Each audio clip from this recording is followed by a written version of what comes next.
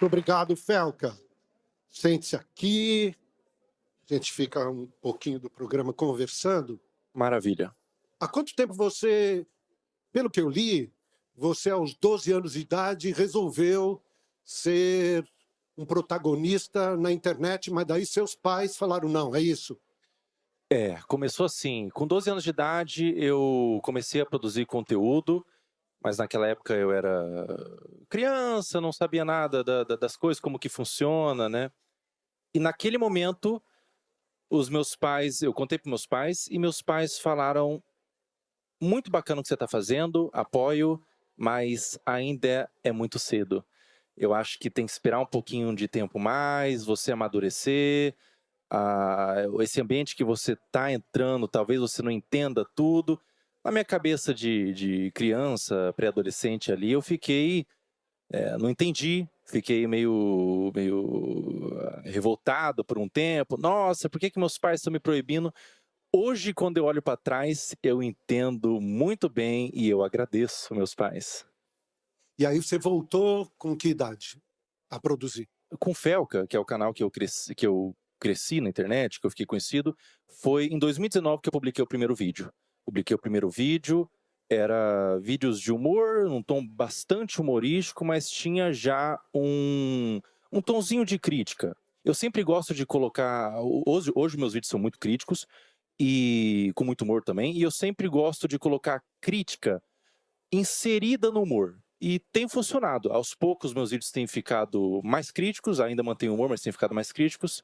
E hoje eu tô aí, né? Agora, hoje, houve uma explosão, não é? De visualizações, de compartilhamentos. Até aquele momento, há poucos dias atrás, antes do documentário, quantas pessoas faziam parte dos seus canais? Eu tinha, se for contar em todas as redes sociais, daria talvez 15 milhões a 20 milhões. Eu tinha, na rede social principal, eu tinha 8,8 milhões. E hoje? Hoje, na rede social principal, que eu tinha 8,8 milhões, eu tenho 15 milhões,5 em 5 dias. Foram mais de 7 milhões de seguidores aí em 5 dias e crescendo. O teu vídeo repercutiu muito. Ele repercutiu pela história, né? Através das pesquisas e das denúncias que você fez, mas ele repercutiu também junto ao comportamento das pessoas. Eu acho que as pessoas começaram a refletir mais, e eu já vi vários vídeos de mães falando eu não devia ter exposto tanto meu filho, apesar de nem ser uma exposição, vamos chamar assim, delicada ou sensual. Que reflexão você começou a trazer para a gente a respeito disso? Eu creio que esse é o ponto mais importante mesmo do vídeo, e você falou sobre ter chegado nas pessoas, e foi isso que eu observei mesmo. Me mandaram fotos, por exemplo, Serginho, de pessoas assistindo o meu vídeo na horizontal, que é uma coisa muito difícil nos dias de hoje, as pessoas estão consumindo todos na vertical, assistindo no ônibus o meu vídeo, no metrô. Eu fico muito feliz porque não é sobre mim, não é sobre eu como pessoa. É sobre a causa mesmo. Essas crianças, essas contas de perfis de crianças estão sendo utilizadas para promover trocas de pornografia infantil. Isso é muito sério. Isso é muito sério. É um assunto muito delicado, é um assunto aversivo de ser falado, é um assunto que causa repulsa, mas ele tem que ser falado. Infelizmente, é um assunto que acontece em pequena e grande escala, de forma menos ou mais problemática. Acontece desde uma exposição, desde uma adultização, crianças se portando como adultos, até crianças sendo sexualizadas de fato, né? É doentio. É doentio, é completamente doentio. É muito importante a gente falar sobre isso, e eu observei que esse movimento na internet de crianças produzindo conteúdo, e o público, ele era dividido, ele tinha outras crianças consumindo, alguns pais consumindo, mas ele tinha naquele público também, isso é muito sério, pedófilos. Tinha pedófilos consumindo aquele conteúdo. E era um conteúdo, Serginho, que se eu mostrasse pra você, sem dar o contexto, você ia falar que era um conteúdo inocente. Era uma criança brincando, era uma criança se divertindo ali com as amigas, mas existiam pedófilos, desculpa dizer, eu sei que é forte, cantando aquelas crianças. E daí você vê aquilo, você vai vendo aquele movimento, você vai vendo acontecendo, e você vai vendo pessoas que produzem conteúdo para suas crianças, pessoas que às vezes adultizam propositalmente a criança. Se você não sente uma indignação, você não é um ser humano. E eu, eu senti uma indignação, tinha um público e falei. Simplesmente, liguei a câmera, na minha simplicidade, o estúdio que você vê branco lá, um estúdio contratado, é o meu quarto. É o meu quarto, é a minha câmera ali que eu liguei, falei.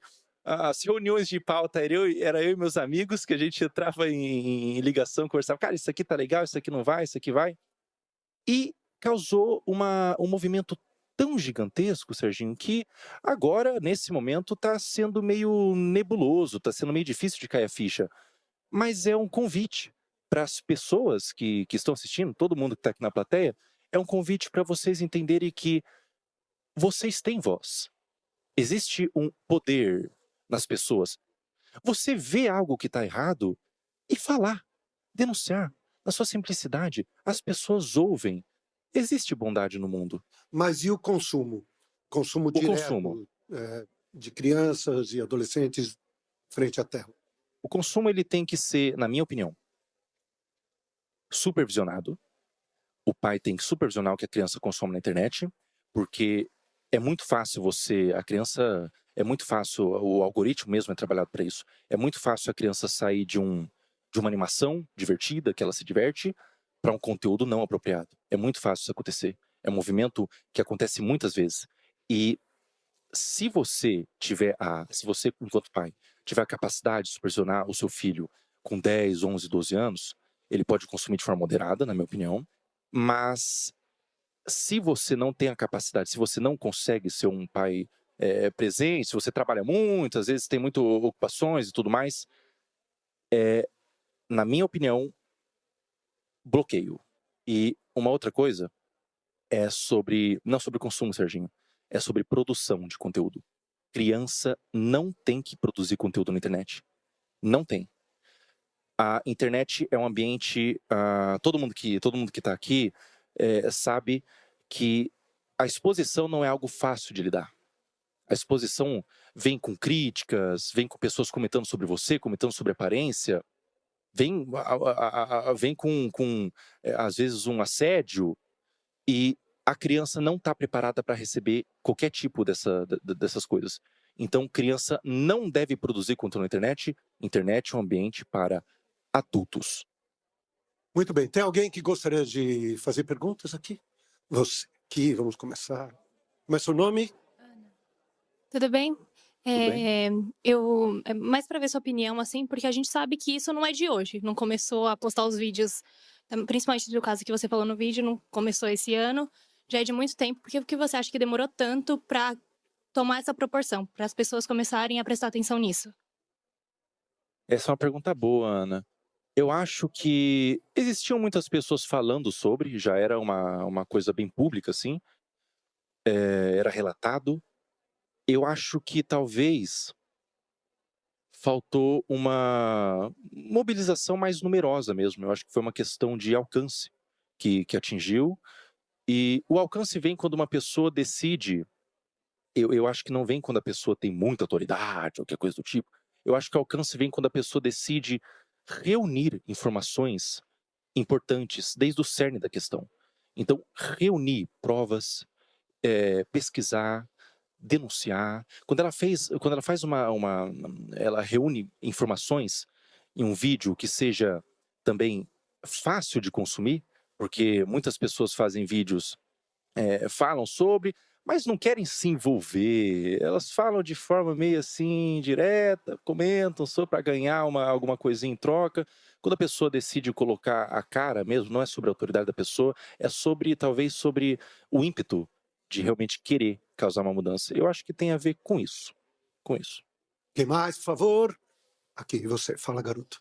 Como é seu nome? Opa, prazer. Meu nome é Lucas. Queria perguntar para o Felca o que foi mais difícil para você depois dessa denúncia que você fez através do documentário, se foi montar, editar o vídeo, juntar essas várias denúncias, né, que você juntou para fazer esse documentário, ou o que teve de repercussão, seja positiva ou negativa.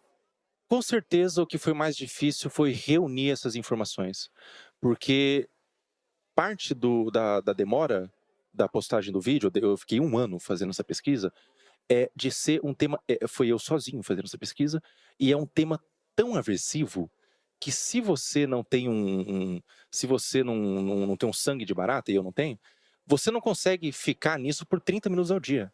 Eu ficava vendo aqueles materiais e procurando e buscando, e ficava com tanta agonia, tanta amargor assim na boca, que eu, pela minha saúde mental, vou dar um tempo, vou fechar o notebook e vou voltar amanhã. Então, esse foi o mais difícil. A repercussão, por mais que seja muita coisa acontecendo ao mesmo tempo, é muito positiva. Eu estou muito feliz porque se estão dando luz para essa causa, eu creio que possa haver mudanças. Então, é extremamente positivo. Eu estou super realizado, super satisfeito. Mas, por outro lado, tem gente que não gostou. E eu queria saber como é que você recebeu, e se foram só críticas ou chegou até ameaças? Algumas ameaças, sim, Serginho. Algumas críticas, alguns movimentos de difamação, de tentar descredibilizar e tudo mais. Como eu recebo isso, a gente sabia, eu sabia o que eu estava fazendo, a gente sabia, eu e meus amigos, eu e minha equipe de editor e tudo mais, as pessoas que estavam por trás, a gente sabia que o que a gente estava fazendo era grande e tudo era esperado. Tudo era esperado. Olha, a gente não sabe exatamente o que vai acontecer, mas vai vir ameaças, vai vir, talvez venham alguns processos, talvez venha gente insatisfeita com o que eu fiz.